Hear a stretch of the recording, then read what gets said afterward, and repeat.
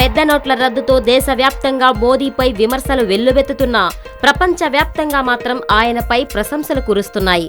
పెద్ద నోట్ల రద్దుతో నల్లధనాన్ని కట్టడి చేయడంతో పాటు లెక్కలోకి రాని మొత్తం క్రమబద్ధీకరణకు వస్తుందనేది మోదీ ఆలోచన. అందుకే పెద్ద నోట్ల రద్దుపై ఎన్ని విమర్శలు వస్తున్నా ఆయన లెక్క చేయడం లేదు. సామాన్యులు ఇబ్బంది పడుతున్నా కూడా వెనకంజ వేయట్లేదు. కొన్నాళ్లు వెయిట్ చేయాలని కోరుతున్నారంతే. ఈ నేపథ్యంలో ప్రపంచవ్యాప్తంగా మాత్రం మోదీ పేరు మార్మ్రోగుతుంది. ఫోర్బ్స్ అత్యంత శక్తివంతులైన వ్యక్తుల జాబితాలో మోదీ టాప్ 10లో ఉన్నారు. ఈ జాబితాను ఫోర్బ్స్ తాజాగా విడుదల చేసింది. ఇందులో నరేంద్ర మోదీకి 9వ స్థానం దక్కింది. రష్యా అధినేత వ్లాదిమిర్ పుతిన్ ఫస్ట్ ప్లేస్లో ఉన్నారు. పుతిన్ ఫస్ట్ ప్లేస్లో నిలవడం వరుసగా ఇది 4వసారి.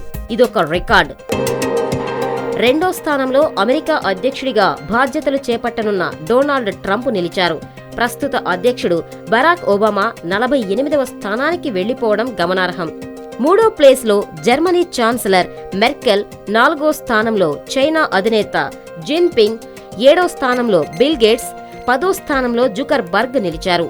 కేవలం మోదీ ప్రజాదరణను మాత్రమే పరిగణలోకి తీసుకోలేదని ఫోర్బ్స్ ప్రకటించింది. అయినా దేశంలో అత్యంత ప్రజాదరణ కలిగిన వ్యక్తి మోదీనేనని స్పష్టం చేసింది.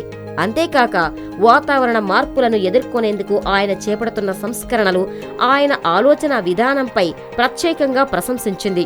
అంతేకాక అవినీతిని కట్టడి చేసేందుకు తాజాగా మోదీ తీసుకున్న పెద్ద నోట్ల రద్దును గొప్ప నిర్ణయంగా అభివర్ణించింది.